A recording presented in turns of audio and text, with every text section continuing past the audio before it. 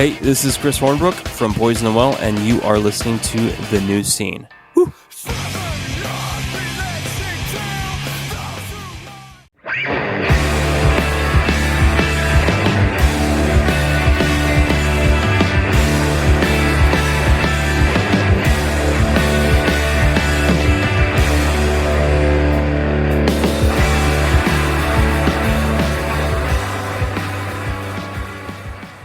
Hello, everybody, and welcome to The New Scene. I am your host, Keith, and we're back with another brand new episode. And in the guest host chair today, I've got Dave Buschemeyer back on the show. Dave, welcome to the show. Thanks for having me. Yes, Dave, it's been a long time. Do you realize, Dave, the last time you were on this show was September 2021?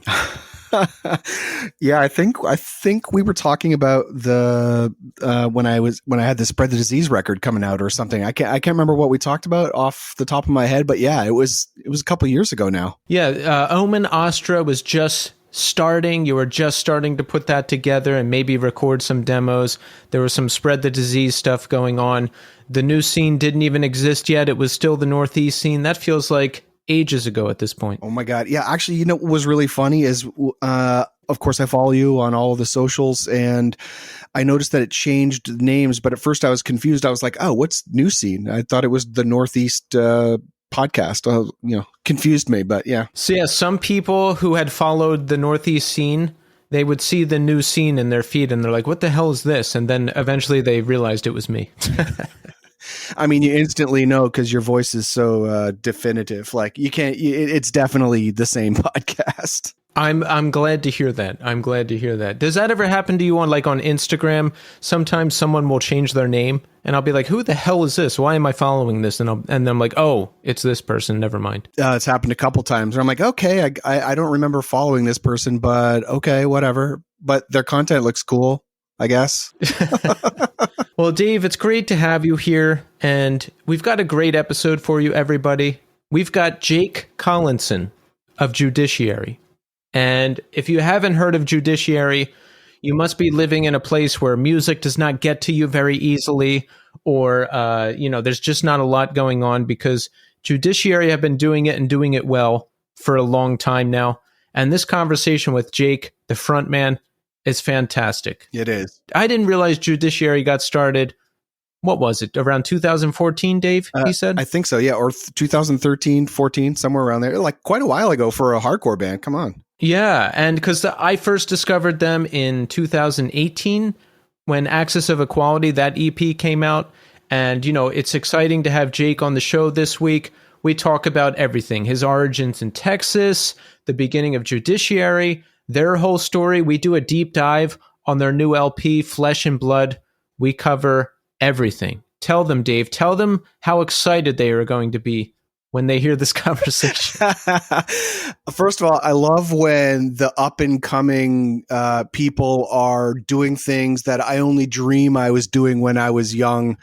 They're doing a really great crossover between sort of a metal and hardcore, and I wouldn't even call it metalcore, but it's a great crossover that actually quite exciting. Reminds me of the original crossover in New York City, Yeah, when I think metalcore in modern times, I think of that ultra polished, really chuggy stuff, and maybe there's a chorus that's sung, but the vocals and the verses are screamed, like that kind of stuff. But Judiciary does it a little different. It's a little thrashy.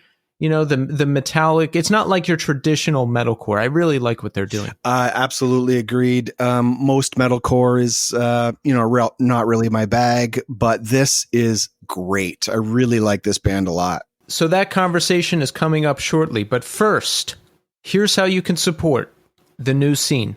Follow us on Instagram, Twitter, and TikTok at New Scene Pod. Shirts. We've got shirts for sale at Death Wish Inc.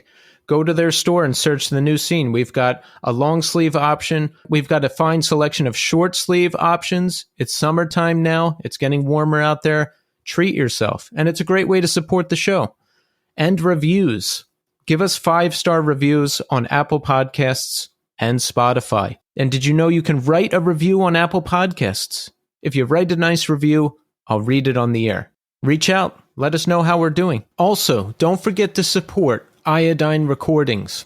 Quicksand, Slip, the 30th anniversary tour is coming to a city near you starting in October. Tickets are on sale now, and those are going to go quick because, for God's sake, it's Quicksand playing Slip.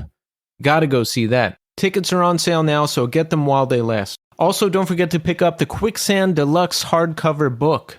There's still some available, and once it's gone for good. It's a beautiful hardcover book detailing the life of the band from 1990 to 1994, with a foreword by Walter Schreifels himself and commentary from so many classic bands like Thrice, Snapcase, Cave-In, Thursday, and many more. Jerome's Dream have European tour dates kicking off July 18th in Germany. For a full list of those dates, head to Jerome's Dream Forever on Instagram. Sign up for the Iodine email list. You'll find out about everything first. For more information, head to the Iodine Instagram at Iodine Recordings or to the Iodine website at iodinerecordings.com. Also, don't forget to support this month's sponsor, Death Wish Inc. That's right, the wonderful, the classic, the legendary Death Wish Inc. Greet Death have Midwest tour dates that are continuing this week. Go see them if they're coming to a city near you because they are the best band I have ever heard. That's right, I'm not lying to you. Loma Prieta, Last. It's finally out this Friday, June 30th. Pre-order the record if you haven't gotten it. I can't wait to hear the whole thing. Mad Honey, Satellite Aphrodite will be in stores worldwide on September 22nd, and that's coming to you from Death Wish Inc. and Sunday Drive Records. You can hear the single Fold right now on all streaming services. For more information, head to the Death Wish Instagram at Death Wish Inc. or to the Death Wish website at deathwishinc.com. Okay, so Dave, let's talk music recommendations. What are you listening to lately? It doesn't have to be hardcore. It doesn't have to be heavy. It doesn't even have to be part of our greater scene. I want to know everything you're up to. Lay it on us. Yeah, I actually don't even really listen to a lot of hardcore per se. So I enjoy writing it. I enjoy making it. I enjoy being involved, but I mostly just listen to jazz. Just a lot of jazz and a lot of avant-garde classical music. So I don't know why that seems to fit with me and also play heavy music, but it just, those two things sort of seem to really gel in my mind. So a lot of Steve Reich, Steve Reich? No. Basic 1970s, 1980s avant-garde composer, did a lot of music with percussion, so different polyrhythms in percussion. And Philip Glass, of course, Philip Glass has done a million soundtracks to movies. But regular, it's normal music. I don't know. I would say the new V&V Nation. Do you know V&V Nation? It's like sort of a synth. I don't know how you describe that band. They're definitely an electronic band, but it's sort of like reminds me of Depeche Mode, but for goths. Yeah, it's great. I like the sound of that. Yes, I love it. The new one's awesome, and of course, I've been diving back into Depeche Mode a lot more. Actually, about a year ago, I was reminded that when I was a young punk kid in the late 80s and early 90s with a mohawk, I really despised Depeche Mode. I just thought they were wimpy or something, I guess, whatever young people think. But I was reminded of it, and so I did a deep dive and started listening to Depeche Mode, the entire catalog, and was like, oh my God, this band is incredible. And I kind of already knew that, even 20 years ago, but I never really put in the effort to dive into them in a big way. But now I listen to them like almost every day. I love it. Yeah, they have a new record out this year that's great, and they have punk origins too. I know David, the singer, has talked about how he's into the punk legends and everything. Oh yeah, for sure. I mean, you can kind of tell there's sort of like, even the way he sings, there's a bit of a darkness or sort of a, just sort of a darkness to it. You can tell that he's not coming from a super popular music kind of place, for sure. Not at all. Oh, speaking of jazz, Dexter Gordon, are you a fan? Have not done a dive on Dexter Gordon. Check out the album Our Man in Paris. Well, You'll love it. I am definitely going to do that. I'm actually writing that down now. Anytime anyone tells me anything about jazz, I'm like, oh, okay, well, I'm definitely checking that out. Yeah, that's the album. I don't listen to a ton of jazz, but that's one album I go back to. That guy is great. Excellent. Thank you. Of course. And as far as what I'm listening to, let's see. You know what? Nothing new that I haven't mentioned on the show already. Jerome's Dream, The Gray in Between. That's one of my favorite records of the year. Spotlight's Alchemy for the Dead. I just got off a little tour with them. They're really good.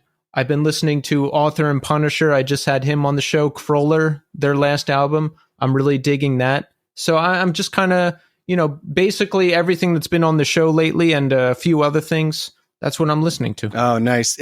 Speaking of more hardcore stuff, have you listened to Atomic Clock by Hourglass? No. Oh man, it's like if old Hourglass, New Day Rising did a split with Hourglass, so I sort of have paid attention to those guys to see what they're doing in their reunion, and it's like if Hourglass sort of made a record with members of, I don't know, like Rocket from the Crypt or even the Dead Kennedys. There's sort of like a really cool angular vibe to the new album that I really like a lot.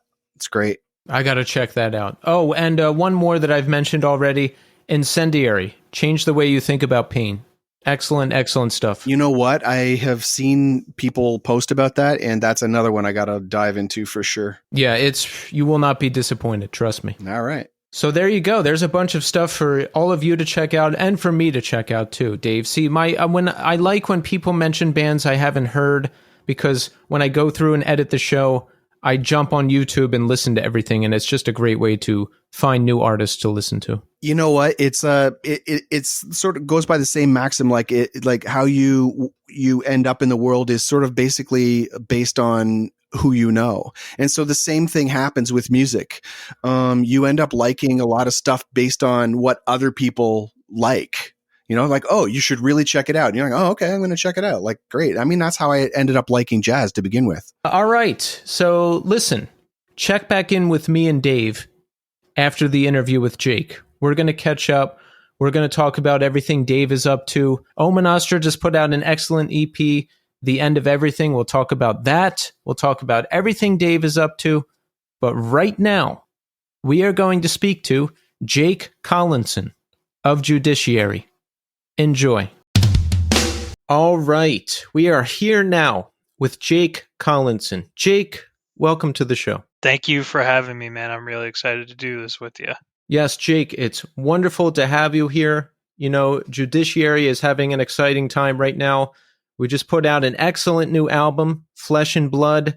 We've got some tour dates coming up in May and this summer. All kinds of exciting stuff is going on, Jake. And you know what? We're going to cover all of that. But first, I want to ask you, how are you doing today? Today, I'm doing pretty good. It's kind of been a hectic day. I told you before we went live, I kind of had to rush home. But overall, I'm good, man. Life is pretty exciting, and I have a lot of stuff to look forward to. So today, I'm doing pretty well. That's awesome. So what do you do for your job? So I work a sales job for a industrial company.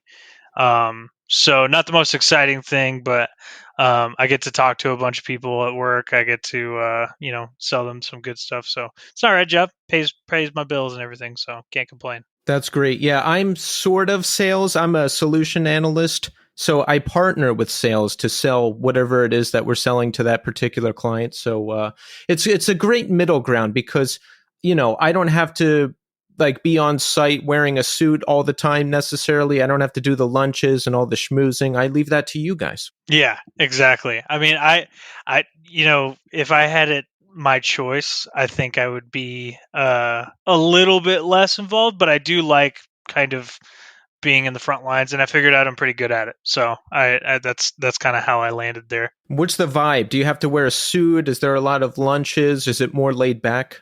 So it's pretty laid back. I'm actually pretty much virtual, but I do have to get on the occasional call to, kind of close some bigger things with my clients and everything like that. I oversee about 300 clients throughout the year. So yeah, it's a busy job, but it's pretty casual. I can't really complain about it too much. 300 clients. Yeah.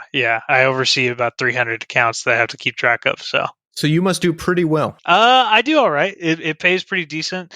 Not the best that you can do at my company, but there's some growth opportunities there. So we'll see where I land in the next few years. I like that. Yeah, I'm in a newer role that I've been in for a little over a year now, and I'm getting those commission dollars now when a sale happens. So Beautiful. I'm loving that. That's beautiful. I love a good commission. I love surpassing goals. I love making money. So It's the best. Does your company do any kind of special thing if you hit a sales goal? Like at my company, they fly everyone to this resort in Mexico if you hit a certain threshold. And I did it for the first time, but I turned down the trip because I'm single and I don't drink. And I just thought it would be really awkward if I went.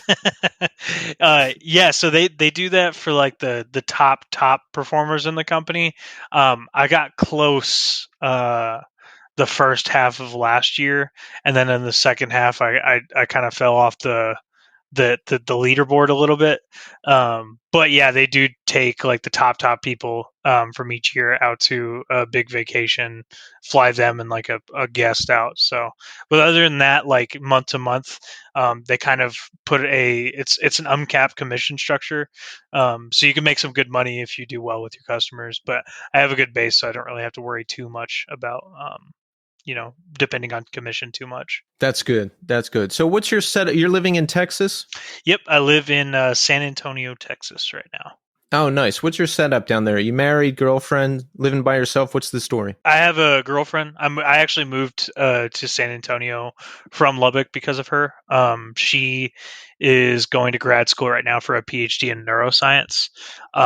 So she is kind of locked in here for the next few years, and I wanted to get out of Lubbock, so it was kind of a perfect storm. So I've lived here since July of 2020, just me, her, and my dog. So it's been nice. I love it here. Nice. Better than Lubbock?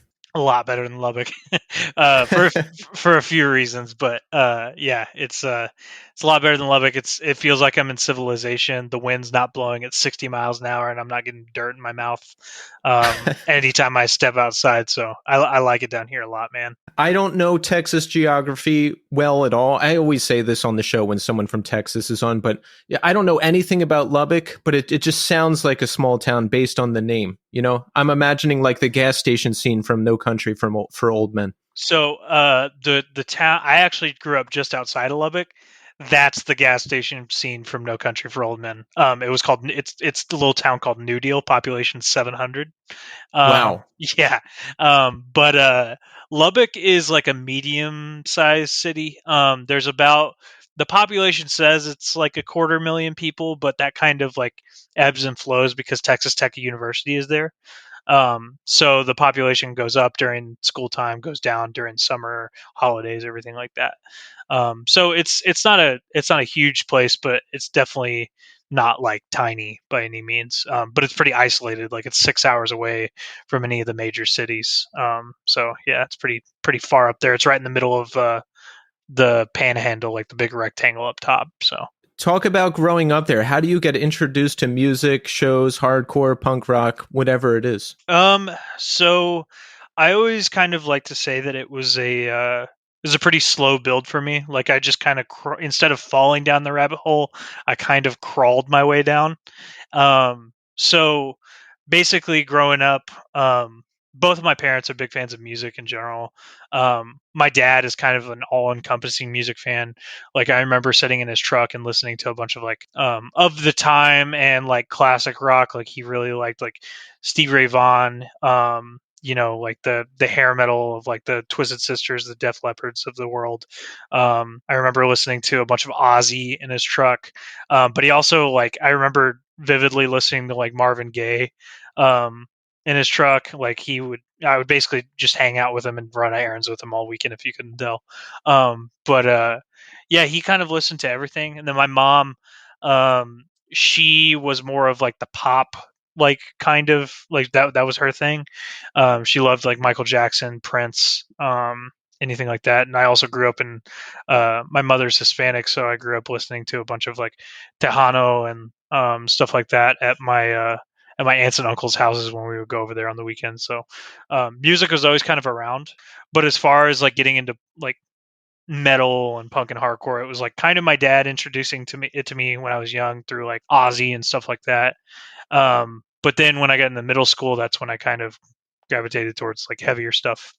I found Slipknot through a friend of mine that I used to hang out with when I was young, like, and that was kind of like the game changer for me. That was like a huge paradigm shift that kind of evolved my taste into like looking for the more aggressive thing. So yeah, that was the big one right there. So I'm guessing that's what, around 2001, 2002?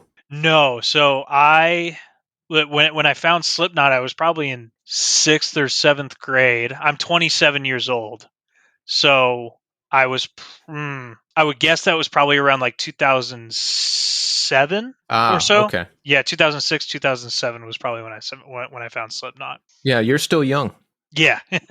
Everybody thinks I'm a little older than I actually am, so. I didn't start to kind of feel, I don't really feel old most of the time, but I'm 41 now, and, you know, only now have I sometimes begun to start to feel old. Like you sleep wrong and your back hurts, and my eyesight is bad now. I have glasses, so but that's all recent developments. No, I feel you. I mean, I'm 27, but like the hardcore scene in San Antonio skews pretty young. So like seeing them like kind of start new bands and seeing them kind of like, and they're not even that like young, like they're like are early or late teens, early 20s, but it makes me feel ancient at the same time. It's crazy. Hardcore is also like a fast moving age place too. So you're into Slipknot, that introduces you to heavier music. How do you discover hardcore? You know, was there bands or shows that had an impression on you? Tell us about that. Yeah. So, like I said, I always like to say that I kind of crawled down the rabbit hole. I didn't fall. So like from Slipknot, I kind of found, like deathcore and metalcore of the time from there. So like the Suicide Silences, Whitechapels of the world when I was in like my freshman year of high school. And that was my thing. I just loved like heavy stuff. I loved breakdowns. I loved things that sounded crazy. So from there, I kind of got into some hardcore because of a friend I have who, or two guys that were from Lubbock that used to go to the deathcore shows. They got into hardcore before me. One of them is actually this guy named Elijah. He's in a band called Future Shock from San Antonio. It's really good. But we basically grew up together in Lubbock going to shows. And basically I would kind of catch wind of bands through them. I remember one time going to a show and I got into one of their cars, and they played Climate of Fear from Bitter End. And that was like my first like, aha, oh my God, this is really cool moment. Before that, I had actually, I accidentally bought Keepers of the Faith from Terror probably like 6 months before that. And when I got it, I bought it because I thought the album art was cool. I thought the band name was cool. My mom basically used to drop me off at the mall, and I would go into like FYE and Hot Topic and just they had little CD players and kiosks where you can listen to the music before you buy it. So I would just kind of like hang out in there and test out CDs, see if I like something. That day, I didn't even listen to Terror. I just thought it was cool. I grabbed the CD and took it home. And when I when I listened to it, I honestly didn't get it at first. But then when I heard Bitter End, it kind of made me revisit the Terror CD, and that made me kind of fall in love with hardcore from there. Like because Lubbock isn't a big city for hardcore. Obviously, like I said, it's very isolated, 6 hours away from all the major cities, so we didn't get many hardcore shows in Lubbock. So I was kind of a product of the internet. So I was looking up like This Is Hardcore videos, Sound and Fury videos, and finding bands like Trapped Under Ice, like Backtrack, bands of that time that were just crushing. So that was, how I kind of fell into hardcore, was like just kind of easing my way through heavy music and then eventually finding it, and then just falling down that rabbit hole even more. So, yeah. What was it about Bitter End that kind of sold you on this as opposed to when you were listening to Terror for the first time? I think it's just one of those, they just had that part that hooks you. So obviously at the beginning of Climate of Fear, it's the intro track Panic. And when you hear that sample, it builds up, it builds up, it builds up. And then when you hear like there's panic on the streets, and then it hits into that like I was so hungry for heavy breakdowns and heavy riffs and everything like that. And that was such like a different like heavy riff that I had never heard before. Because I was just so used to the regular like metalcore or deathcore breakdown where it's just jun jun jun jun, like that kind of thing. Yeah. And that kind of just grabbed me. And then with Daniel's voice, like I felt like I could hear every word he was saying, and like, but it still sounded super, super angry. Like it was just so, it was odd to me, but I knew that I was hooked by it. And then with that context of hearing that panic breakdown riff, I can go to Keepers of the Faith and apply that to like the stick tight breakdown. And I'm like, oh, okay, I get it now, kind of thing. Yeah. Yeah. It's just interesting what grabs people. Like when I first got into this, I didn't really like the hardcores and the metalcore stuff too much. It was just too much. It was like too aggressive. But then my friend, I heard Programmed Behind, the Cave In song from their first record. And there's this melodic singing part in it. And then that grabbed me. And I was like, oh, like this can be melodic sometimes too. You know, maybe I can get into this. And then, you know, from there, it was just, actually, after that, I got into like Dillinger Escape Plan, which is weird because that's the craziest music ever. So yeah, you just never know. It's funny how that works, huh? I also had a few of those bands too that like kind of bridge those gaps, like from like what I liked about deathcore. So like Shabalba, like the cold music video from Shabalba, like that. I was like, this is just like grimier like stuff that I'm listening to already. Like I love this. And then like Harm's Way Isolation came around that time, and like that record was a perfect bridge to take me even further down. So there's a bunch of bands like that like, and I was kind of on the melodic kick too. Like obviously I found out about hardcore like kind of right, or got into hardcore like right after Have Heart ended. But before that I was super into like the metalcore that was hot at the time, like the 100th and counterparts of like that kind of melodic metalcore. And so Have Heart like scratched that itch and brought me over to hardcore as well. So there was a bunch of bands at the time that were just perfect bridges for me, honestly. And you said you're a child of the internet, so I'm guessing streaming is a thing and YouTube is a thing, heavily a thing, so you can just kind of easily check out whatever you want to. Yeah, like I kind of found out I found out about a bunch of hardcore bands through a few different mediums. Like I said, like looking up like videos from Sound and Fury was super big for me. I always thought that fest was like the coolest thing ever. And then also I used to use like last.fm on the Xbox 360, because obviously I was like 14 or 15 when I found out about this. The Xbox 360 used to have a feature where you could have last.fm play on your TV, and it was really good about like recommending like it had a pretty solid algorithm at the time to recommend stuff that you would like. And so I would put on like Backtrack Radio, and I would find bands from there. And that was like a big thing for me as well. So yeah, streaming definitely helped a lot. Yeah, that must be great because, you know, when I'm younger, it's still CDs and there's no listening booth. Like later on at Hot Topic, they had listening booths, but the CDs they usually had in there was like bigger stuff you heard anyway, like Lamb of God. It's like, we know what Lamb of God sounds like, but, you know, you had to take a chance on buying a CD. And I didn't have a lot of money, so it was always a gamble. Yeah. Well, and that was what, like, I still kind of like, in a way, even though I had like the resources available to me to just be like a pure product of the internet, I still wanted like physical copies of stuff. Like I said, that's how I came across Terror. You know, I wanted to buy CDs. I wanted to find them. I was looking in the liner notes to see like what bands were thanked. That way I could like plug them into my last.fm and see what would come out of it. So yeah, I kind of came in on the tail end of that, but I appreciate finding bands organically like that a lot, honestly.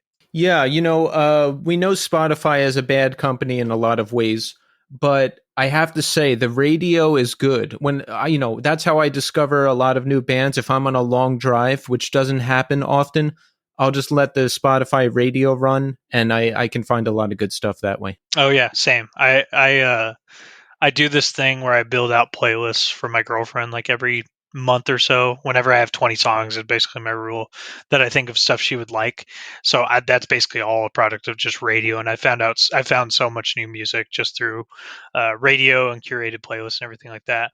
Would love it if they paid everybody more, but I do like the concept and the platform a lot. Yeah, we've got the platform down, we've got the radio down. Now we just need to get down actually paying bands. Exactly. Spotify, get your shit together. Jesus. Yeah, come on. What are we doing? So how do you start performing? When do you start performing? So I kind of backtrack a little bit. I started my first band with basically it was the kid that showed me Slipknot and a few of our other friends when I was in. It was like the summer before my 8th grade year. We started that band, and it was that young. Yeah. He basically lived because Lubbock's surrounded by cotton fields. He lived like out in the country, surrounded by cotton fields. His parents had this shop, and his brother was in a pop punk band. So we would borrow his band's gear. Thank you, Matt, to try to write music. And basically, we started it. Then I think we played our first show when I was a freshman in high school. So it was a metalcore band that was of the time. We played some shows here or there around Lubbock, around West Texas, and then it kind of fizzled out. Were you a singer for the band? Yeah, I've always been the front man, except for one band with Austin and Israel who play in Judiciary now. I faked playing bass for a band with them when I was like a junior in high school. I had no idea what I was doing, but I just turned down and tried to look as cool as possible. But yeah, so other than that, I've always been the front man of all my bands that I've been in. So so you got a young start. Yeah, I think that that's like part of what kind of kept me around was I always thought that like live performances were cool, and I always like I said, I was kind of a CD collector. I was also collecting like live DVDs of stuff. So when I was super young, I bought like a Linkin Park live DVD, a Parkway Drive live DVD, and I always thought it was so cool that they would like travel around and play shows. Yeah, it was just like it hooked me super hard. Yeah, I have this random memory. I actually re-looked this up on YouTube. I remember being in 8th grade, I think.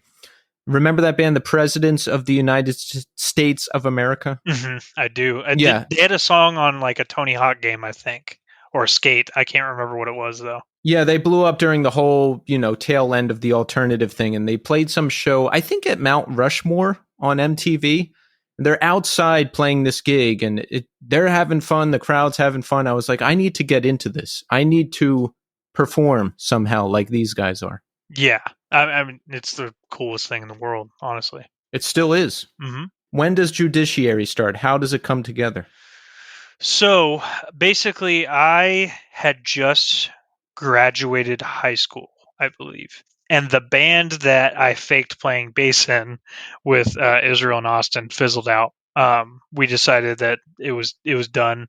And essentially, the idea came from me and Israel and Austin not wanting to stop playing together. And originally, the idea was let's do a melodic hardcore band because we liked Have Heart a lot. So basically, we got together in the back of Austin's parents' house in this little like office room that they had, again out in the country, so we didn't have to worry about neighbors or anything like that. And so we just started jamming, and we found that like it was really hard to write this kind of songs that we wanted to write at the time. Like nothing was landing. It didn't feel like it was good enough. But between trying to write these songs, Israel and Austin would just jam like hardcore riffs, like just have like every band guy that's ever been to a practice or a writing session knows like somebody will just start playing something that's completely of a different genre and the other people will follow along. Like how many alt rock songs do you think have been accidentally written at hardcore practices? It's got to be insane.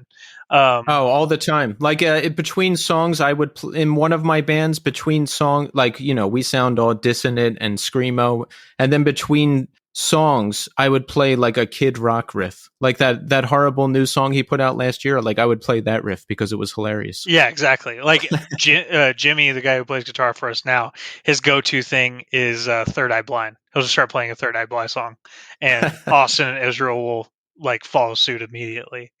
But yeah, like in between, so like that Third Eye Blind for us at the time was them jamming like hardcore riffs, and like so Israel would start playing like a backtrack sounding riff, and he would Austin would follow along, and it got to the point where like I think there was like a couple of times where it's like that was actually really cool. Like it got to the point where we were just like, you know what, like fuck this melodic thing. Like that's not what we're good at. We are way better at writing hardcore songs. So let's just try to write hardcore songs. That's interesting. Like, you have this one thing in mind and naturally it just becomes something else.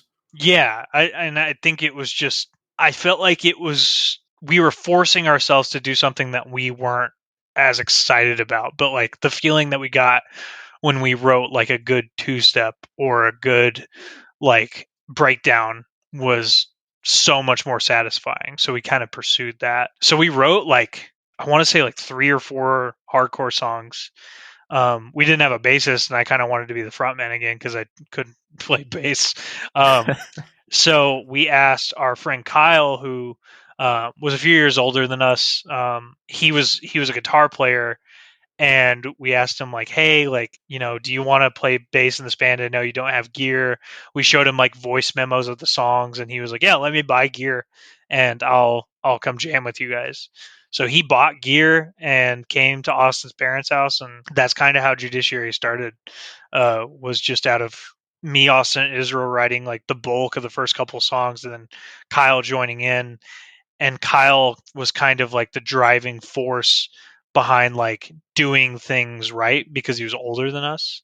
So like the first demo, we originally were just like, okay, we'll go with like the cheapest, closest option to record. And he was like, no, fuck that. Like, I'm going to email this guy that recorded a bunch of stuff that we like. Like, let's see if we can do it. And it ended up working out, and it was for the best. So yeah, that's kind of how it started, was just that. Was Axis of Equality the first release, like the first recorded thing? No, so we started in 2013, and our first recorded release was a demo that we put out in 2014. It exclusively lives on Bandcamp now. We haven't put it up on any streaming services, just because it doesn't really sound like us anymore. But it's a good demo. I think it still holds up. You still play anything from it, or is it retired? Yeah, it's completely retired. Last time we played something from it was our record release show for Surface Noise in Lubbock. We played like 2 songs from it, and that was probably most likely the last time we will play anything off that demo. But yeah. So you got on my radar from Axis of Equality, that EP. I think I heard it in, I don't know, 2018-ish, somewhere around there. I was discovering a lot of new music. And so did you guys put out that EP yourselves? Yeah, so we put out that EP in 2016, at the beginning of 2016, I believe. That was all self-released. Wow. Yeah, so I mean, you can hear that everybody is pretty seasoned. I mean, well, not technically your first release, but such an early release sounds very polished. Everybody's tight. It's a great release. Yeah, that was kind of like the perfect storm for us, I think, because obviously, like, Israel's a monster on guitar, and like when I say that, like when we the way we moved about being a band, Kyle kind of being like the no, let's do this right kind of person, drove the way that record sounded quite a bit. So for that record, like we went to our friend Daniel Schmuck, who recorded the demo and Axis. He's also recorded like a bunch of Texas bands, Frozen Soul most notably recently. But he recorded that, and then we sent like a cold email to Taylor Young to see if he would want to mix it, and he was down. He said yes. So that product of like us, Kyle kind of spearheading like the let's do it right conversation, made it, to where Taylor mixed it and it sounds unbelievable, especially for just our second release as a band. That's great that you took the time to really do it the right way, because when I put out my first record, which was, I don't know, 5 years ago, I was just so excited to get it out. I didn't send it anywhere. I didn't, just desperate to get it out there. Well, and like that's kind of been a driving force for us since the beginning, because we've been from Lubbock, we didn't have like the resources that a lot of bands have, or the connections that a lot of bands have, to maybe like, oh, my buddy runs like a small label, he'll put out our tapes. Even that was like not on the table for us, really. So we've always just kind of like come in with like the expectation, like we're going to do it ourselves, even down to like when after the Axis of Equality came out, we pressed like 500 records ourselves, and even down to we were slapping the stickers on the records ourselves, because we did it in like a really weird way. We printed stickers after the records were done. So if anybody has those records, I'm sorry if they're hard to deal with, but we did those completely ourselves. Like we were sticking labels on the records, we were packing them up ourselves and everything like that. So we've always gone into it with that mentality of like, we have to do it ourselves because nobody else is going to give a fuck. So at that point, when that EP comes out, how much had you played out? Like, how far had you gone in the US performing shows? So before that EP came out, we hadn't gotten out of the state yet. So off of our demo, we played like San Antonio, and we played Laredo, and we played Corpus Christi, we played Midland. That was about it. And then right before that EP came out, we got the offer from what is now called LDB Fest, from Ryan from LDB Fest, to play that fest in 2016, which was like February of 2016. And then we released the Axis of Equality in January. So it was kind of perfect timing. So yeah, right after we released that EP, we played our first out of state shows to go and play LDB Fest during that year. So it was a pretty quick transition, but we still had a lot of room or a lot of work to do to grow as a band. Did you see a lot of growth after that EP was up on streaming and everywhere else? Yes and no. Like, it still felt like we were a Lubbock band and we still had a lot to prove. I think the Axis of Equality really aged well as a record. Mm-hmm. I think that, like I said, like being from Lubbock, we just didn't know anybody, so we had to go out and play these shows to really get our name out there. But like the Axis of Equality, like got us on LDB Fest, and then in the next year we got on the first Sound and Fury Fest back, which was a huge deal for us. Like I said earlier, like videos from that fest got me into hardcore essentially.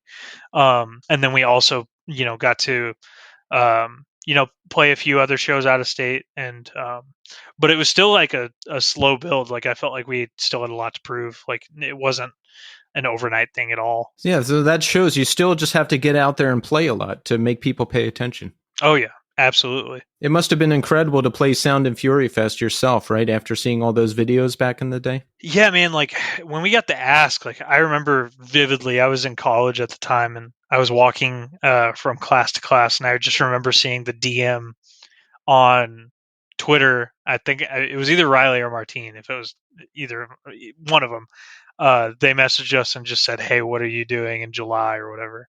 And I could not contain my smile. Like I was freaking out. So to be able to play that like meant a lot.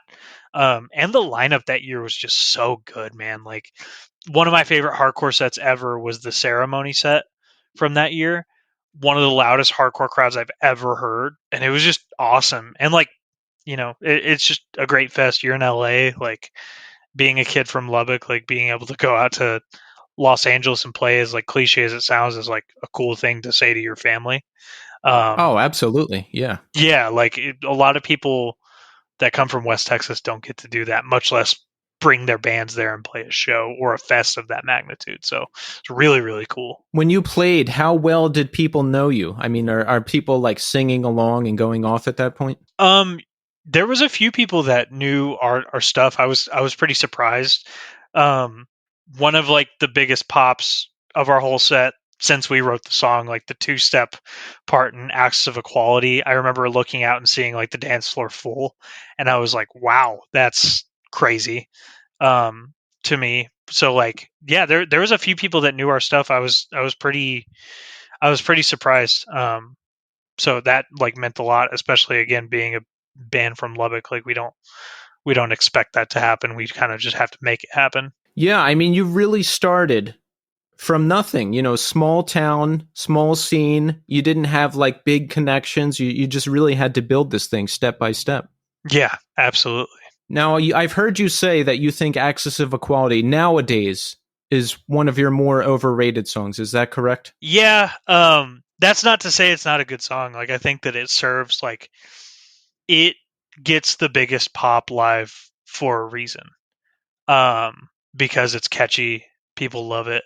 The only reason I say it's one of our most overrated songs is just because like it gets that big of a reaction, and like on like an artist like musician standpoint, when you're on the other side of it and you like spend so much time like working on these other songs that you feel are way more like technically proficient, that you spent so much more time on, it's like, oh man, they love, like, a lot of people's favorite song is the one song that we spent probably the least time on, but it's kind of a testament to how good it is instinctually. So yeah. Isn't it funny how that works? Like when you listen to Flesh and Blood, the new record, there's so many great parts, so much intricate guitar work, all of this stuff. But Axis of Equality is Axis of Equality. Like, I don't know what it, like, I guess it's just the simplicity of it. As certain hardcore songs just have that swing and it really gets me going. And that's the song that hooked me on you guys when I discovered you, all those years ago. So that's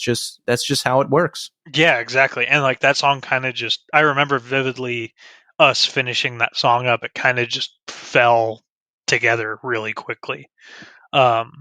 So yeah, I don't know. It's just crazy how that works. And it's funny you mentioned like the Flesh and Blood songs. It's like the antithesis of how we wrote Acts of Equality. Like we were so meticulous with every single thing on that record. So yeah, we're gonna get there. I want to talk about that record because I mean, number one, it's a great record, and well, you know what? Let's jump ahead a bit. Why waste time? Flesh and Blood. We're on closed casket activities now. Yes. mm-hmm. Yep. So Flesh and Blood. You said with this one, you guys really took the time to make something special, and you talked about some of the difficulty in getting the release you want, and just some of the struggle with getting the record made the way you wanted. Talk about some of that. Like, what steps do you have to take to really get what you want into this release? And I'm talking in terms of aesthetics and the music writing. So basically the biggest struggle, I think, was just getting everybody on the same page, or at least a similar page. Because at the genesis of thinking about this record, we all had the baseline understanding of what we wanted to do. We want to take Judiciary, what it sounds like now, or what it sounds like post Surface Noise, and make it more metal and expand on it. But how do we make that true to ourselves? And making it true to ourselves is the hardest part, because sometimes you don't know what that actually means and where we should go with that. So figuring out where we should go with that was the hardest part, because when you say metal, a lot of people would maybe be like, oh, you're going to go thrashier. And we knew we didn't want to do that because for a couple of reasons. We felt like we had kind of done that already before, between like the Axis of Equality and some stuff on Surface Noise. So it's like, how do we kind of shed this crossover moniker that's been bestowed upon us? How do we make ourselves different, and make sure that we are kind of carving our own identity out here?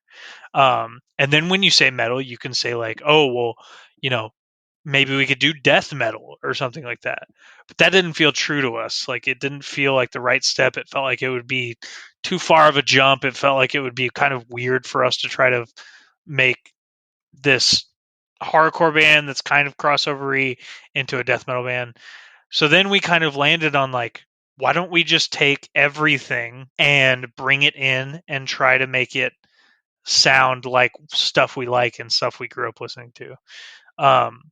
So between 5 different people, you have 5 different ideas on how that would play out, right? So that was the hardest part, honestly, was getting everybody on a similar page, and then trying to execute it. Once we get on a similar page, how do we execute that idea in a cohesive and like intentional way? That's involves, how does the music, how does this sound, how does this feel, b, the imagery, how does this look, does it match the sound, and see like kind of like the mental version of it. Because when I listen to music, I kind of want it to be a world that I'm immersed in. Like when you listen to like Age of Quarrel, like what that feels like in your head, or or at least that's the way my brain works. How do you create a world within this record? So that was a hard part of like, how do we connect all 3 of these aspects and make it cohesive? So yeah, getting 5 people, it basically boils down to getting 5 people on the same page to agree to anything is hard enough. It's hard enough for us to find, for 5 people to find a place to eat dinner some nights. So it's like getting a art project, a creative project to align is really hard in that way. I mean, it's got to be, right? Like, how is there ever points where it's just really hard to get everybody on the same page? And how do you do it? Is it group consensus? Do we take a vote? Like, what do you do? So with this record, it was a bunch of trial and error. And admittedly, like, I think Kyle, our bassist, had like the clearest vision of what it could be. So a bunch of it was him kind of giving some baseline ideas, bringing it to Austin, or to Israel and Jimmy, and saying like, make this better. And then like Jimmy and Israel coming up with their riffs, and us seeing how we can adjust them to fit what we need in this project. And then us coming together and trying to merge everything into one. So like a bunch of it was just pure vetting. If all 5 of us, or at least the majority of us, weren't fully on board, then we had to change it, which is hard. Like, because there could be something that somebody's really married to. I know I had a few things that I was like sold on that were changed, and I was kind of like, damn. But in the grand scheme, it was for the best, and now I'm glad we did every change that we did, because the record turned out exactly how we wanted. So, yeah, it was a bunch of just like trial and error, and just being honest with each other, and trying to kind of like put our pride and ego, our individual pride and individual egos to the side, to create something that we could all be happy with. Well, I think you did, because, I think it's the perfect mix that you were going for in terms of hardcore and metal, because I don't listen to a lot of metal. I came in on the craziest hardcore, like crossover stuff, so I missed a lot of the classics. I don't sit down and listen to Slayer or Metallica. I didn't listen to them when I was young. And as far as the more extreme stuff, like all the death metal, I've never really been into that. So if it veers too far into the world of metal, I could be lost. But when I sit down and listen to this record, I think it's the perfect blend, like what you guys were going for. And my judgment of a record like this is like, does it make me want to get up and flip things over in my room? And you know what? It most certainly does. I appreciate that. That's the ultimate aim. And like, I think that from what you said, like it's exactly who we are as people, is like the blend of hardcore and metal. Like I personally will listen to a Slayer record or a Machine Head record just as much as I will listen to a Cro-Mags record. There's a middle ground that I think that we really, really tried to like meet in the middle, and I think we did that. And it feels like us as people into a creative project. Yeah, I think you just need to be true to yourselves, like you did when the band started. We want to sound like Have Heart. Oh, this doesn't feel right. It's not working. And now in the future, like you don't want to do too much of one thing or make it sound like something because you think that's the way it should be. You just go with what's inside of you guys. Yeah, exactly. And sometimes you have to kind of dig deeper to find that. How do you do that?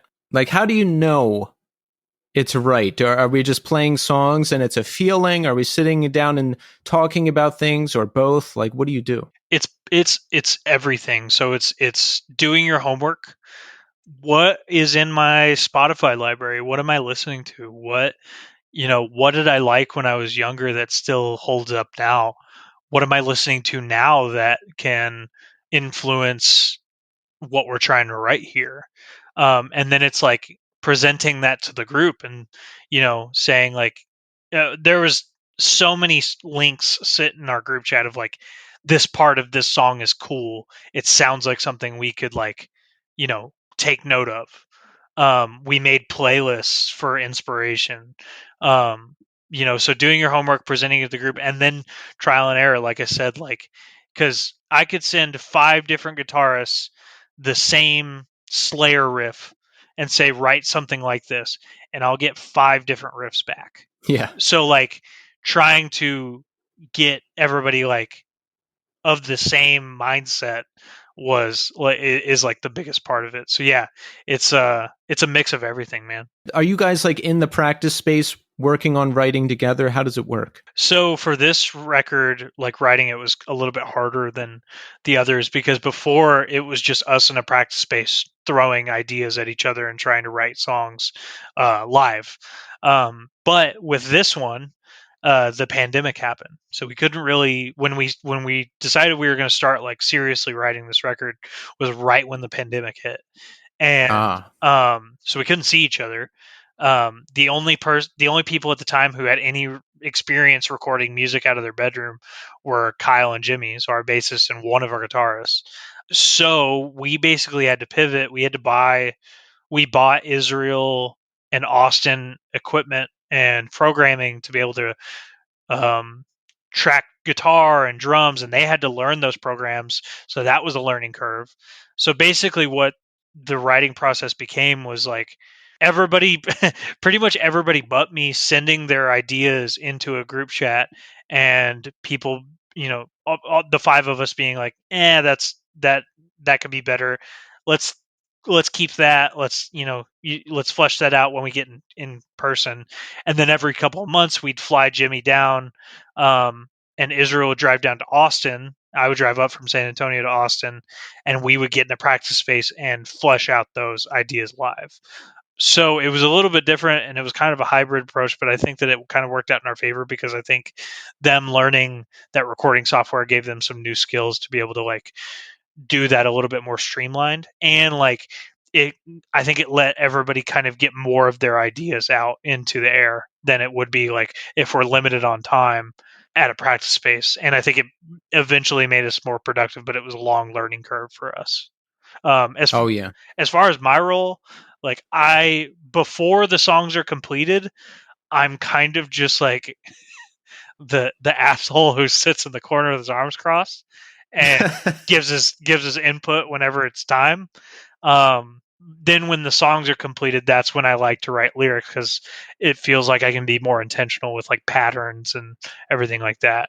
So yeah. Do you have say in like riffs and song structure and stuff? Like, will you ever be like, hey, I don't really feel this riff, and the guitar player's like, well, you don't play guitar, so shut up? Is there ever any stuff like that? No, I say we're a pretty democratic band. Like I said, like if all 5 of us aren't on board, like there's a discussion to be had, and we had a lot of discussions. There were definitely moments where I may have been overreaching, like especially for not being a guitarist. But like I think that we all did that to each other. Nobody can play drums except for Austin in the band, but we were all giving him pointers on drumming. I obviously write the bulk of the lyrics, and before I went in to record, there was like several rewrites of lyrics that I did because of recommendations from them. So like to answer, it's like I do get input on that stuff because everybody else gets input on my stuff.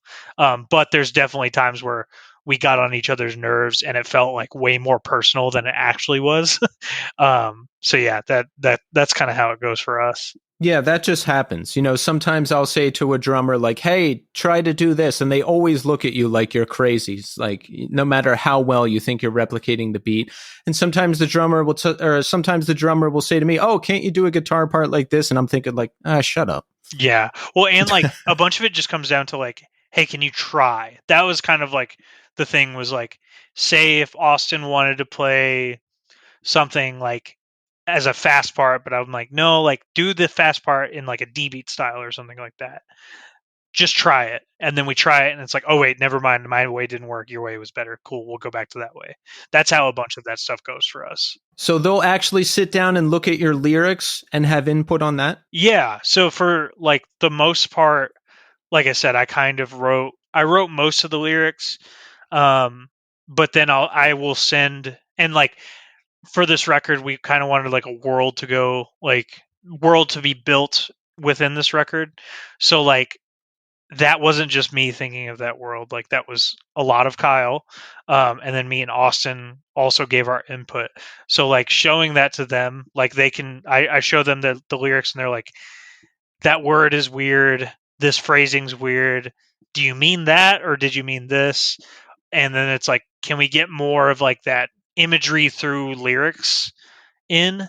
So like for this record, like we want it to be kind of like a post-apocalyptic desert thing. So it's like if you read my lyrics for this record, I put in a bunch of like imagery, like sun beating down, dirt, dust, like rust, that kind of stuff. So they gave a lot of input that way. Do you like that or do you not like that?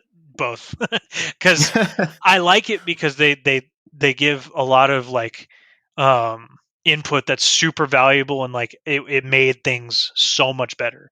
Like if the first draft of my lyrics would have been the final version, I wouldn't have been nearly as happy with it.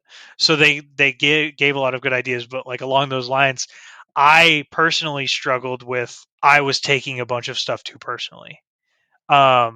Because I felt like, especially when you write lyrics, I feel like sometimes you make them a little bit a song full of lyrics that I feel is a little bit more personal than a riff, and like a guitarist may disagree with me there, but like I had struggles taking things personal when they told me that like a song or a lyric like read weird, or like they didn't like it or something like that. So that's the reason I dislike it, but I also see like the huge value in like letting them kind of bring their ideas to my songs. And I did the same thing to them, so they should be allowed to do that to me. You know what I mean? Yeah, it makes perfect sense. And it does sound like it could be a better product overall if everybody is contributing and helping each other out. But I get very defensive and I take things too personally. So, you know, if I just don't want input, or if it's the message is delivered in the wrong way, I can definitely take it too personally. Oh yeah, there was definitely a few times I like kind of shut down, and I was trying to take in everything that they were saying and kind of like tell myself at the same time, like, they don't mean that you as a person suck. Like, you know what I mean? Like, because that's easily where a lot of people could go with that. Oh, yeah. Typically, the way I'll work, if I get stuck, I will want inspiration for someone else. It doesn't happen often, but sometimes I just can't. Like, I wait for inspiration to come to tell me what the song is going to be about, and sometimes that doesn't happen. And then that's when it's good to work with other people and get inspiration from them. Oh yeah, absolutely. I think that like a collaborative environment can foster a lot of really good opportunities, especially given the people that are working on that project. Because I think that some bands thrive when it's one person steering the ship and bringing everybody along. You know what I mean? Yeah. Well, we can definitely tell that the work was put in on this record. The production is top notch. The record is great. How has the reception been so far on your end? It's been good from what I can see. Like I feel like it's doing what we wanted it to do. And I feel like people, obviously with every record release, any change that you make, there's going to be a lot of people that follow along with you. And then there's going to be some people that jump ship because they don't like what you did. And that's totally fine. Like, art is up to interpretation. But I think that it's landing, in short. When we did our record release shows a few weeks ago, the songs had great reactions live. It seems like people are into it. And it seems like people are gathering what we were trying to do and what influences we were pulling from, which is really all we can ask for. Like, I'm really happy with the reception of it. That's awesome. How does the band operate? Do you just play when you can because people have full-time jobs, or when good opportunities come up? Like, I was talking to your label mates Incendiary earlier this week, and they just do it. They work full time, and they've always just done it when they can do it. Like, how does it work with you guys? So before we were a little bit more available, like before pre-pandemic, in 2019, we toured a lot. Now our lives are all a little bit different. We have jobs. Israel is in Gate Creeper now, so obviously that's like his main thing. So we will do it when we can, but also if there's a good opportunity, we will do our damnedest to make it happen. There's already been a few of those that we had to like work out for later this year. I'm sure that if you're listening to this podcast, you'll see what I'm talking about later. But like, yeah, it right now it's at a do what we can basis. But like, if there's an opportunity to be had, we're going to capitalize on it. Have you ever done a full US? Oh yeah, we've done plenty of full USs. Because we started touring in 2016, and in 2019, I think we did. 2018 and 2019, I think we probably did like. We probably rounded out the U.S. to a collective of like 4 times. Oh wow. Yeah, so we've done quite a bit of touring around the U.S. Wow, that's pretty incredible what you can create, right? From coming up in a small town in Texas and recording some music and just putting it out there into the world. Oh yeah, absolutely. I mean, like, this wasn't supposed to happen for us. Lubbock bands don't do that kind of thing. The only other Lubbock band that has done it and will continue to do it now is Flesh Rot, who's a death metal band from Lubbock. They're about to go on a full U.S. tour this summer, and it's really cool to see because we've known those guys forever. But like, it's not to kind of like gas ourselves up, but like we had to work a lot harder than some other bands have just because of our geographic location. Between like driving 6 hours to a show in Dallas or San Antonio and driving back overnight because we have work the next morning. We've done all that. And we've just made it work. So hopefully we can continue to make it work. Yeah, absolutely. And you still have to put in the work. Like when I put out my first record, I kind of had the wrong idea about how things would go. I was like, oh, this is great. I'll put it out on Spotify. Everyone will hear it. Offers will start rolling in. But that's not how it works. You still got to get out there and grind. Yeah, absolutely. And there's a bunch of bands out there that are living proof of that. No pun intended. Drain is living proof of that. Like, I think they started around the same time we are, and now they're signed to Epitaph and are one of the biggest hardcore bands in the world, and they deserve it. So yeah, I see their name everywhere. I just saw Epitaph posted a reel and Drain was on it. I was like, wait, they're on Epitaph? I was like, wow, awesome. They deserve it, man. Like, we first played with them in 2016. We played a show at Gilman in Berkeley, California, and they opened the show, and that they I think they were just a local band at that point, and we joined up with them like kind of right before they popped. They played a few shows with us in 2018, and from then they've just exploded, and I'm super stoked for them. They deserve everything that is coming to them because they've worked so damn hard for it. So that's awesome. So is there any opportunities the band has had to turn down because, people are involved with jobs and other bands? Is there any big opportunities we had to turn down? Nothing crazy massive at the moment, but there have been some things that we've had to say no to that stung a little bit. We've had to say no to some friends' bands tours because we just have to make it worth it for ourselves now a little bit more. So that stings a little bit, and you want to say yes to every tour that comes your way, but you just can't. So I'm sure there will come a time where we have to like maybe reevaluate and like see where it's like, okay, is this like, can we do this, and if so, is it worth it for all the residual effects that it causes? So yeah, there's been a few, but nothing too terribly big so far. That's good. That's good. How do you balance it with work? Like, would you go on a full US tour now where you are in life? Could you do that? Do you want to do that? Like, how do you balance work life and the band life? So without giving too much away, I've already figured that out. And it's going to happen. I basically cleared it to be able to work from the road. So I'm gonna be running myself ragged, but we're gonna be active here in the next few months. So be on the lookout for that, I guess. But yeah, it's a balance that I've been looking to strike for a while, just because to anybody who hasn't toured, especially within the past like 10 years, it's expensive, and a lot of bands don't make a lot of money on the road. I know that when we were touring heavier, especially in like 2018, 2019, I was broke. Like I had a lot of trouble paying my bills at home, and I struggled with it mentally as well. So being able to, if I have to work a little bit extra harder to maintain my job at home so that I can go out and play these shows and satisfy myself creatively and like bring this show to a broader audience and try to, do cool stuff is what it comes down to.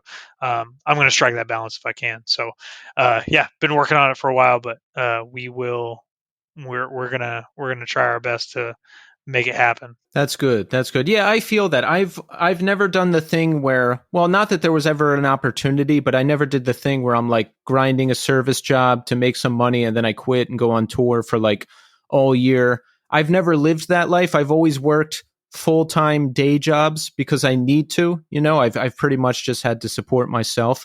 But the tide has turned now where the day job is solid enough and I'm remote enough that I can cycle in more music. So I'm doing that now. Yeah, and that's like the dream scenario, man. Like, because like I said, like it's hard to make money in like or enough money to sustain yourself, I should say, in like heavy music and music in general, honestly, nowadays. So getting that balance of getting a thing at home that's steady that'll keep you paid and keep you insured is pretty. It's a huge help, I guess is what I should say. Yeah, I'm never giving up the day job because I like it too much. It's like stress free enough and pays me enough that I'm so comfortable. I don't ever want to give it up unless they force me to leave. Yeah, exactly. And like, you know, uh, you never know what's going to happen. Like you want to make sure that you're covered for quote unquote life after the band. So, Oh, um, yeah. only a few bands can really do that to where they can leave their day jobs and work in music full time. But just got to make sure you're covered. There's just not a lot of money in it. There are bands out there that are big that I've spoken to that I assume, oh, they must live off of that, and they don't. Yeah, no. There's been bands that I've talked to that like I would you would think that they were just living off their band, but they're just not. Like it's getting harder and harder, I think, to pull off that kind of lifestyle. Because what's going on in the country, too, I think they're pushing this inflation thing just way too far. It seems like nothing is affordable anymore for anybody. Yeah, it's getting harder and harder just to afford basic things. Even like I get paid decent at home, but it's like I still feel the effects like at the grocery store. Like I feel like my paycheck doesn't go as far as it used to. So like with like the changing economic state, like how can a traveling musician sustain a lifestyle, especially in like a big city? Like I've always kind of like how does somebody who lives in like New York City tour full time? Like that blows my mind. How do you afford that? I could barely do it when I lived in Lubbock, and rent is like $300 and a pack of gum there. Like it's ridiculous. Yeah, I live in New York City, There you go. and I will be doing some touring this year, and I will be saved by my credit card. Yeah, there you go. So I'm just counting on certain amounts of bonuses to come in. So I'll throw a bunch of money on the credit card and then hopefully pay it all off. And it seems like that's going to happen. So that's the plan. Yeah, exactly. Like and that's the thing is you gotta make that kind of plan to make sure you're covered. So it's hard. It's hard out there. How much is rent in Lubbock? It's going up. I haven't lived there in a few years, so I'm not sure what it's like now. But I'll tell you this: the first house that I moved out into when I was 19 or 20, it was a 3-bedroom house, about 1,000 square feet. I lived in there with Austin, our drummer, and one of our friends, Tyler. Brand new house built in like 2 years before we moved in there at the time. All electric appliances, huge backyard in a pretty decent area in Lubbock. We were paying $990 total to live there. No, So my share of rent was $330 at the time. that's so good. Yeah, it was ridiculous. It's definitely gone up a little bit, like since I left. Like I know one of the last houses I lived in there, it was like a 3-bedroom house, and we paid like I say it's gone up a little bit. It's still not that much. We paid like $1,200 for a 3-bedroom house. Again, in a pretty decent area of Lubbock. So yeah, it's pretty damn cheap to live in Lubbock. I mean, I feel like housing rates are expensive everywhere, no matter what. I think I'm more on the low end in New York City. I'm paying what, 2,000 a month for 450 square feet, maybe. But that's the lower end for this neighborhood. But even my parents' neighborhood in suburban Pennsylvania, I feel like you're going to pay close to 2,000 in any decent neighborhood there too. Yeah, exactly. Like, and San Antonio is not that expensive, but it's definitely a lot more expensive than Lubbock is. So it's I'm definitely feeling it now. Or I guess depending on where you live in San Antonio. Where is San Antonio? Is that like closer to Austin, Dallas, Houston? My Texas geography is all messed up. Yeah, so it's like it's about 100 miles southwest of Austin. So I can get to Austin in like an hour and a half from San Antonio. Okay. Is there any rivalry? Like, I know Dallas and Houston don't like each other. I confuse them all the time, and they don't like that. I don't think there's a rivalry. I think that San Antonio people, from what I know, don't really love Austin, and Austin people could care less about San Antonio. Like, like it feels like San Antonio's like, ugh, God, I hate those guys, and then Austin's like, San Antonio is a place. Like Austin people don't come here very much. I Um, see. but it doesn't feel too much like a rivalry. Like Dallas and Houston definitely like they're just like, well, we're the top city, but I don't know. I like both. I like both San Antonio and Austin. They both have their own charm to it. Yeah. Yeah, it's like Philly and New York. Philly absolutely hates New York City because it's New York City. And New York City is like, wait, Philly exists? Yeah, They're not so caught up in the fight. San Antonio is the Philly of Texas, basically. So when you're not touring, performing, out there in the world working, what do you do? Um, so I guess the things that I'm into outside of like all of that, like I am big into lifting weights. I lift weights about 5 to 6 days a week. And then I also do freelance graphic design on the side. So done a bunch of different designs for bands, businesses, musicians, everything like that. And then I have a dog that's sitting about 2 feet away from me right now. I like playing with him. So Nice. Do you do any designs for your band? yeah, I do some stuff here and there for us. I don't love designing for us just because I feel like I'm too critical and I can never get the exact vibe of what I want it from my own hands for some reason. So we outsource a lot of that stuff. But I've done some stuff here and there for us. Yeah, I get that. Like, I do a podcast, so it's hard for me to listen to a podcast because I'm like, why did they edit it like this? Why didn't they do that? It's hard to like turn your brain off. Yeah, exactly. I'm definitely too critical of myself when it comes to like designing for my own band too. Like I've done a bunch of stuff and just scrapped it because I was like, this sucks. I'm not even gonna show this to the guys. Let's talk about what we've got coming up for Judiciary. Now, number one, we have Flesh and Blood out now. So everyone out there, if you somehow have not heard the record yet, we have to. Right, Jake?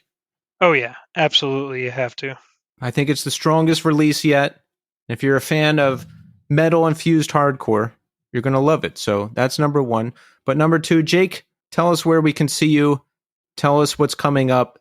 Tell us what you can announce. So right now I can announce, I'm not sure when this is coming out, but we will be in California / Vegas here in a couple weeks. So May 18th we're playing Oakland, May 19th we're playing San Fernando Valley, May 20th we're playing Vegas, and May 21st we're playing Oxnard. So that'll be fun. We're going around with our friends in Dead Body, another closed casket band. We'll be playing those shows, and then bands like Dead Heat, Upon Stone, Mongrel, a bunch of different bands are playing those shows with us. So it'll be a fun time. I'm really excited about it. And then we have some other stuff in the works that I can't really talk about right now.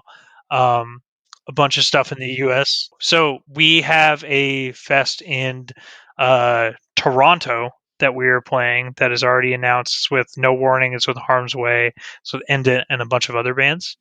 That is going to be in September of this year.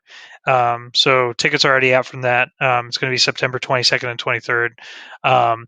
And then we also, if this is announced by then, we'll be going out of the country down to Mexico for a few days. So if there's any Mexican listeners on here, we will be seeing you soon. There is. I see the stats. We are heard in so many countries. You wouldn't believe it. I love to hear that. But yeah, we're going to be going down to Mexico later this year. And then there's a bunch of stuff planned that I can't really talk about. So it's going to be an exciting year for us. I'm really stoked on it. That's incredible. Yeah, it sounds like a lot of good stuff is happening, and we have an excellent new record out to go along with it. So it's good times, right? Oh, yeah, absolutely. It's great times. Awesome. Well, Jake, I just want to thank you for taking the time to come on the show. Love the new record. Love what you guys have been doing for a long time. So thank you. Yeah, absolutely. Thank you again for having me.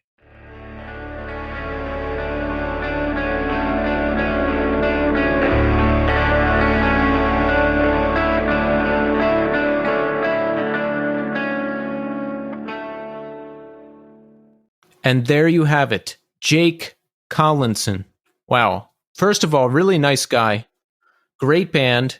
Flesh and Blood is probably my favorite thing I've heard from Judiciary since the Axis of Equality EP.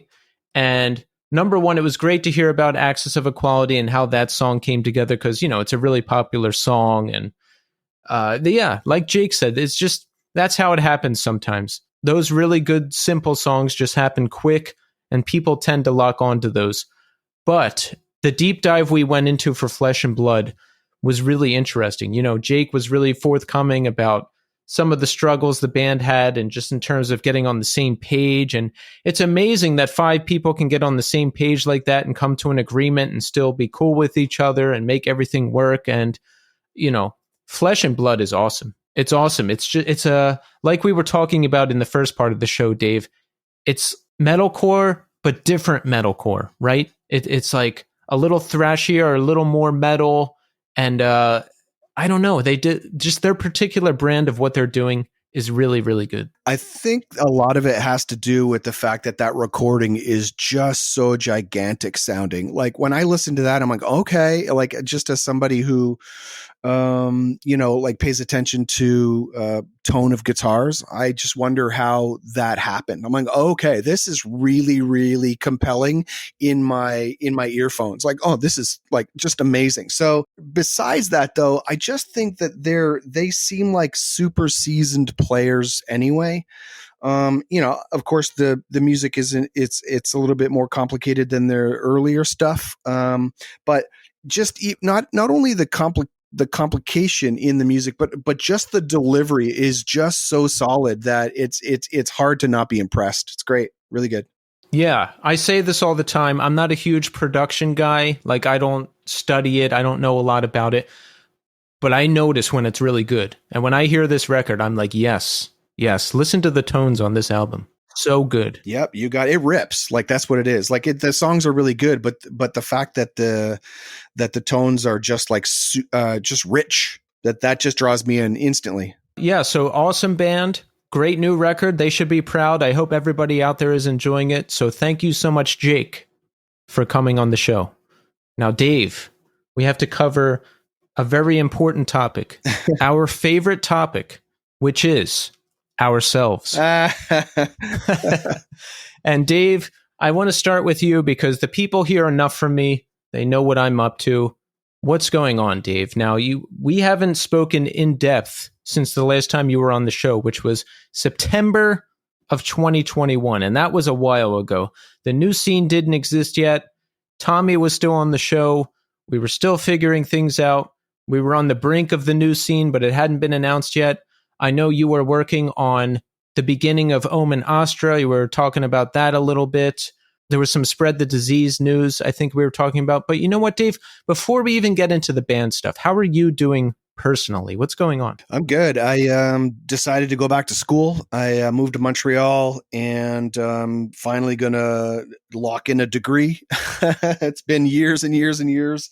I had to basically go and move to a whole other country, get married, get divorced, and end up in a trade that I was miserable at in order to come back to finally doing exactly what I want to do, which is printmaking and music, art and music. It's my life. I love that. Now, you moved to Montreal from Toronto, correct? From Toronto, yeah. Before I was in Toronto, I was in Philadelphia for, a couple decades. So I remember that. The one piece of our conversation that I remember is you were working in Philadelphia as a plumber, correct? You got it. And I remember saying that must have been really rough because Philly is a rough city and plumbers are rough people, right? So if you're a plumber in Philadelphia, it's got to be crazy.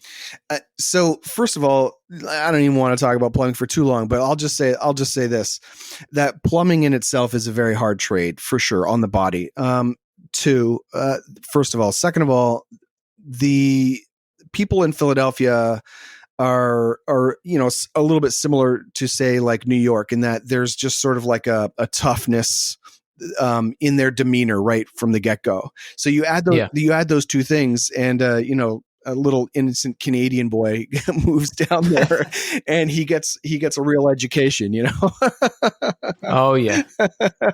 So what do you like better, Toronto or Montreal? I'm not a fan of Toronto at all. Just, I don't know, after I moved back, it just didn't jive with me for some reason. Not sure why. Why not? I don't know. Just seemed a little bit like all of the cultural stuff that made Toronto really great was all torn down. They put up a lot of condos, and it's just it's just sort of like it's lacking the same culture that it used to. I got you. I don't have any historical viewpoint because the first time I was there was 2013, I think, 14. But the times I went, I really liked it. It just reminded me of a cleaner Chicago or New York City, basically. You know what? I've said that actually many times that Toronto is like a mini New York, but without all this great stuff to do. Yeah, exactly. Yeah. Yeah, there wasn't anything particularly exciting to do in Toronto, but I liked it. The people were nice and attractive. The city looked cool. It was clean. I ate good food. That was enough. Right. Fair enough. Yeah. To answer your question, I would say that in general, I like Montreal better than Toronto. People seem to say that. Like when I talk to people who have visited Montreal, they're all about it. So I'll have to visit there one day. The only downside to Montreal is that it is often overcast here. It's a very gray city. So you have to take advantage of your sunny days. I like overcast. There you go. Are we talking about the band here? Or? Oh, let's see. The weather and the band. Both awesome. All right. So you're doing printmaking and art now. That's it, right? We gotta do what makes us happy. That I'm trying to segue somehow into a life of just making music and doing art and recording stuff. That's what makes me happiest. It seems like that's what you're getting into. At some point you just go, oh, wow. Like I obviously make a lot of money as a plumber doing what I'm doing, but I'm miserable. So I suppose that on some level I will have to sacrifice finances in order to be happier. Okay.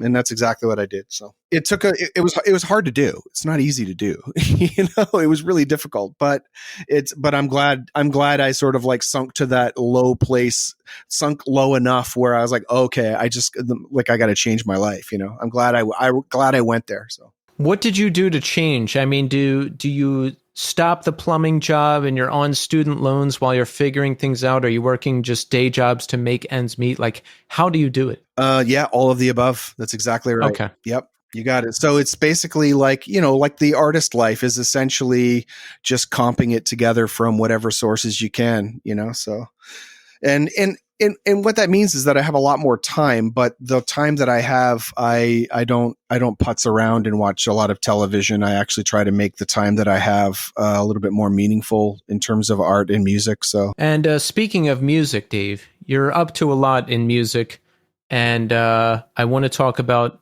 Omen Astra, who just put out the End of Everything EP. Yes?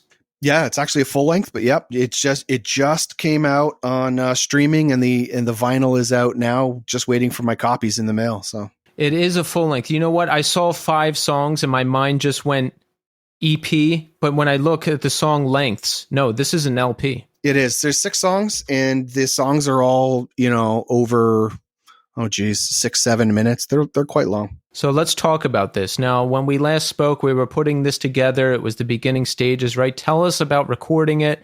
Tell us about arranging this record. Tell us about releasing it. Give us the story. So yeah, it basically started over the pandemic. I had sort of asked myself a couple questions before I started. I knew I wanted to write a record.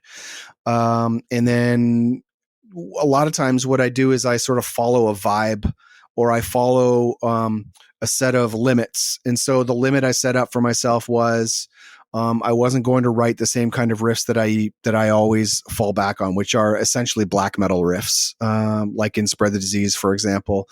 And so I decided, okay, I'm just going to limit myself to heavy music that is not going to rely on blazing speed. And in doing so, I was listening to a lot of slower, heavier doom type stuff.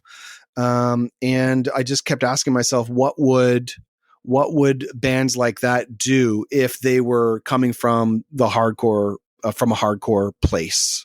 In other words, like, I know how to write music in the hardcore scene, and it's often quite metallic. So I just kept asking myself, what would that sound like? What would that mean to me? And then I kept writing, kept putting it all together. I'm essentially the principal songwriter, despite there being a lot of other players in the mix here. But yeah, I mean, in the end, I ended up recording most of the guitars myself at home, because I have a really great setup, a lot of great preamps and stuff. So yeah, and then it initially was going to be an entirely different thing, but I ended up getting Chris Gray on board with vocals. He's the singer for New Day Rising, and that guy is just a beast. Like, there's, out of all of the dudes in hardcore that came from the 90s, in my opinion, Chris Gray is at the top of the list. Probably, I would say top 4 or 5 hardcore singers. And I would even say that he's better now than he was when he was younger. So, which is, crazy for a 45-year-old guy to be amazing now. Yeah, I mean, the production sounds great on this record. Chris sounds great. I mean, I have a fondness for New Day Rising because it's one of the bands I discovered early on when I got into the scene and all the different things.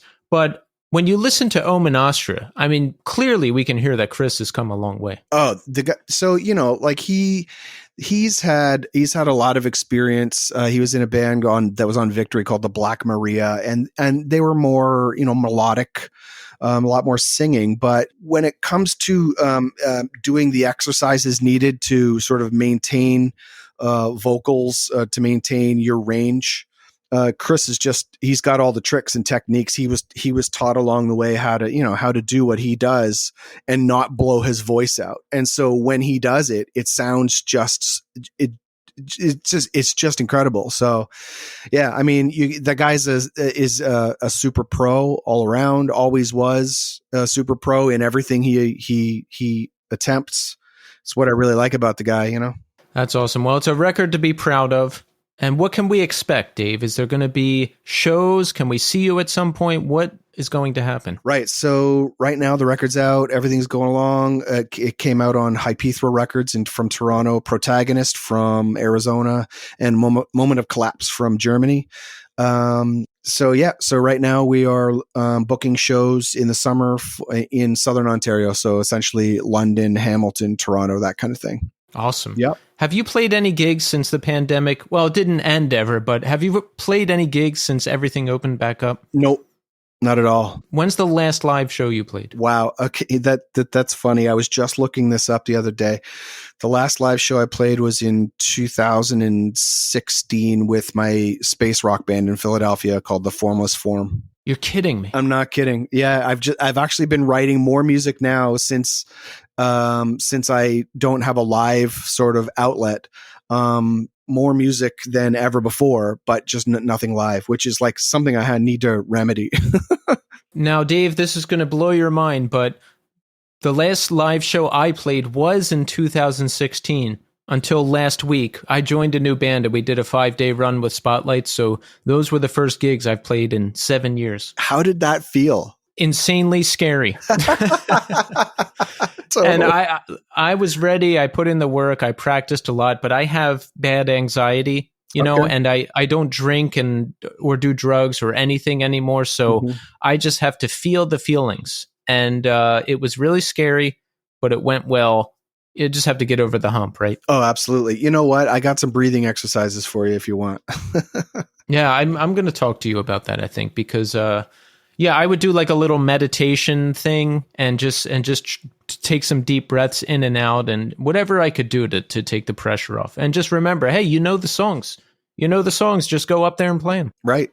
That's right. So this is going to be exciting. Will Omen Astra be the first performances you've had since that gig in 2016? It will be. How amazing is that? That is awesome. Yeah, it's incredible. So who else is in the band? It's you, it's Chris. Is there other people from New Day Rising, or who's in it? Yep, we got Trev. Trev was in New Day Rising as well as Spread the Disease, and we got Theo and Scott on drums and bass. Awesome. I know you have a number of other bands and different things you're involved with. Give us the updates, Dave. Tell us where we can hear you, where we can see you. Tell us everything that's going on. Yeah, so Omen Astra is obviously sort of my main thing, but I'm so voracious when it comes to writing music that I just want to play music and write music and record music with people I appreciate and have respect for. So I have a new record out. It's called Unsufferable. And that is with Ryan, who was in the band Bludgeon, which is a metalcore band in the 2000s, and Rob Fish from 108. Oh, nice. Yeah. So this is it's I would say the most hardcore sounding thing I've ever written. Basically, all Rob was like, you know what, I want to do some music, and it's just got to be sort of, you know, the hard, vicious sounding. I was like, okay, I can do that, no problem. And you know, or mean. I think that's what he said. He was like, and it needs to be mean. And when you hear it, like, you'll see what I mean. Like he's sort of taken what I've written and like ultra meaned it. He made it meaner. You know? I like the sound of that. It's like, you know, it's like what you would expect in 108, except just in a far more aggressive delivery, I would think. Awesome. And of course, I am no Victor Cara. I can't write riffs like that, but you know. Well, you know what? You're doing just fine. Thanks. We can't compare ourselves to Vic because there's only one Vic. I mean, it's Vic. Yeah, he's like, you know, he's one of those guys where he's just like, okay, like look at his catalog. You're like, okay, there's nothing more to be said about that. Exactly. And I just love, especially, you know, 108 is his band that I'm most familiar with. Well, I guess besides the Inside Out EP, but I just love how he kind of combines like rock and roll guitar with hardcore guitar. Those random like rock and roll guitar licks he would throw in the 108 songs. I love that stuff. Oh man, I love that too. Actually, speaking of that, and I hate to sound like I just keep talking about myself, but New Day Rising recorded some new material as well. Oh, and it's pretty rock and roll, actually. So I'm pretty excited about it. So far, we don't have anyone who's definitively on board besides Moment of Collapse to put that out. But we're working on it, and that should be out next year. Oh, that's exciting. See, I was going to ask about that. Yeah, I sort of see it like, it obviously sounds like New Day Rising because Chris is the main, you know, like the voice is the same. I would say better, of course. But I would say musically, it's a lot more ambitious. Musically, we rely on the sort of more rock and roll thing than we do the classic metal thing. So I would say it's sort of like really heavy rock and roll. I love that. I love when bands do that. Like think Every Time I Die or the third Coalesced album or let's see. Right. Yeah. Wow. I can't think of others off the top of my head right now, but I think that's a really good mix. There's something about that, the upbeat thing with a heavier riff that could be, it could have like a slower beat that would turn into a mosh beat or whatever. But the fact that it's sort of like this upbeat, on the drums, that to me, that has a lot more energy than just a straight up sort of mosh part after mosh part after mosh part, which always bores me. But yeah, it depends. It depends what my mood is. Sometimes I want to be assailed with mosh parts, and sometimes I want something more rocking. It just depends. Fair enough. Yeah. Well, let's see. Is there anything else coming up that we didn't cover that you want to plug? Omen Astra record, the Unsufferable record, next year, New Day Rising. And actually there's another Spread the Disease record that's going to be coming out. That's essentially all of our EPs and some live stuff all on one record. So yeah, that's it. Awesome. Well, it sounds like there's a lot of good stuff to look forward to. Yeah, I'm trying, man. Like I'm almost 50, but I'm putting out and involved in music more now than I ever was in my life. It's pretty great. Yeah, you know what? Same here. I'm doing more now at 41 than I've done probably ever in my life, and I'm here for it because there was always something holding me back before. The band didn't quite fit. The band would break up and I wouldn't get to do it. I was too strung out. I was too messed up to hold it together or to get anything done, distracted by work, but everything is finally lined up where I can be working on stuff all the time. And the stuff that I'm working on, I'm just the most happy with it, I guess, from anything I've ever done. So it's a great place to be. Speaking of, what is that band that you just started, It is the Darling Fire. Oh, right. Of course. I knew that. Yes. They're on Iodine Recordings. I joined as their new bass player a couple months ago. Yes. You know what? I'm sorry. I actually did see that on Instagram. Yep. No, that's okay. I'm here to remind you and everyone to check out the Dark. No, I'm just kidding. No, but it's a recent development. Me and the new drummer, John, just played our first shows with the band. We just got home last week. Went fantastic. Working on new stuff. Very, very excited about it. Oh, that's so great. I love it. I actually, it's infectious that you are super stoked on music because I'm super stoked on, I would say, art and music. To me, like they are sort of like, different sides of the same coin, so yeah, stoked. Yeah. Like when you're talking about, moving to Montreal, finishing your degree, all the bands you're working on, and the fact that you said you're almost 50. You are 50? Yep. Yeah. So I can relate to that in the sense that, there's been a lot of times in my life where I thought all the good times were over, right? I'm just going to work. I'm not happy. I'm not in a band. I've lost touch with my artistic side, and I'm plugged back into it now more than I've ever been. And it sounds like you are too. And you know what? I'm happy for you. And I'm just saying all this because, hey, I want to let everybody know it's never too late. It's never too late to jump back in. As long as you have the willingness, it'll circle back around. Absolutely. No doubt about it. So there you go. That's it. We are out of time. But don't fret because I'm here every single week. Did you know, Dave, we have been a weekly podcast every week since we premiered way back in 2020. You know what? That's actually amazing. I would say that I'm not a big podcast person, but I've listened to probably about maybe 9 or 10 of your podcasts because of the person that's been on. I'm like, oh, okay, cool. I want to listen to this. And it's amazing to me that you've done that many. Like, that is crazy. It's crazy to me too, because I didn't expect it to be a full-time thing. And it was just going to be once in a while whenever we could get a good guest but hey, here we are. I feel like these kinds of things don't happen when you plan them, right? It's like a happy mistake. And you know what? There's something about listening to this sort of thing inside you that says, you know what, just going to do it anyway. Just go for it. See what happens. If you're open, good things happen. Exactly. So that's it. We're out of time. We are out of time.